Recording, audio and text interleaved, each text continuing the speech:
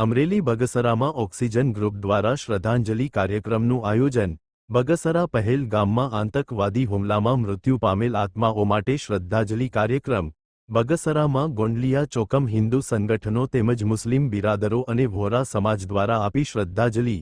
જે લોકો દીપ પ્રાગટય કરી અને મૃતકોના આત્માની શાંતિ માટે 2 મિનિટની પ્રાર્થના મૌન રાખેલ અને દેશના સિપાહી જે સરહદ ઉપર સેવા આપે છે જેના હોસલો વધારવા માટે મોબાઈલની ફ્લેશ ચાલુ કરી અને ભારત માતાની જયના નારા લગાવેલ।